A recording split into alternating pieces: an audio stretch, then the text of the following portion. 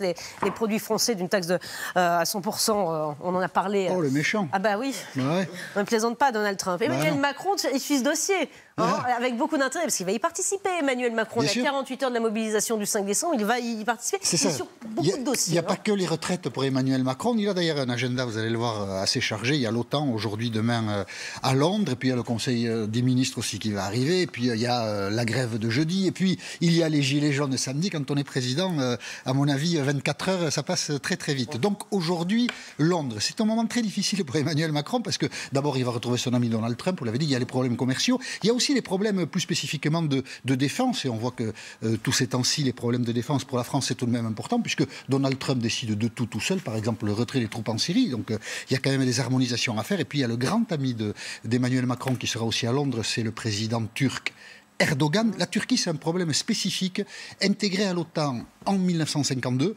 parce que ça devenait un lieu stratégique, notamment pour contenir l'expansionnisme des soviétiques à l'époque, donc de la Russie. L'OTAN existe pour contrer les velléités expansionnistes de la Russie. Et voilà que depuis un an, Erdogan s'est beaucoup rapproché de Poutine, achète des missiles en Russie. La crise syrienne les a rapprochés tous les deux. Et donc Emmanuel Macron, il y a un mois, c'était le 7 novembre, dans un journal britannique, a dit que l'OTAN était en état de mort cérébrale. Réponse d'Erdogan vendredi dernier, vous allez le voir, c'est assez sec et pas très diplomatique. On écoute le président turc.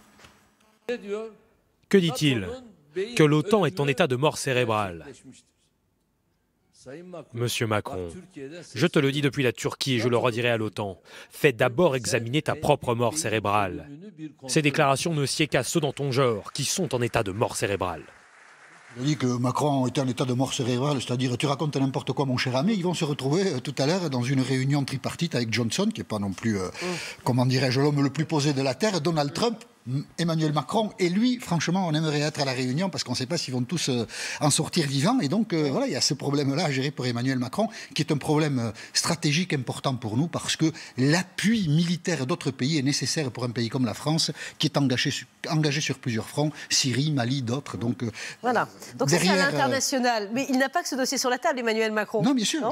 Alors, il n'a pas celui-là. Il y a, pour ce qui est de l'extérieur, le Mali, ça reste un problème. Quelques réunions ont eu lieu à l'Élysée pour voir s'il fallait changer de stratégie et quoi changer dans la stratégie. La COP25 qui se déroule à Madrid est suivie attentivement à l'Élysée parce qu'il faut être capable, en fin de semaine, de dire oui ou non au communiqué final, aux propositions qui seront faites, à des décisions qui seront éventuellement prises. Et puis, il y a tout le bazar intérieur. Alors, je ne vous fais pas un dessin.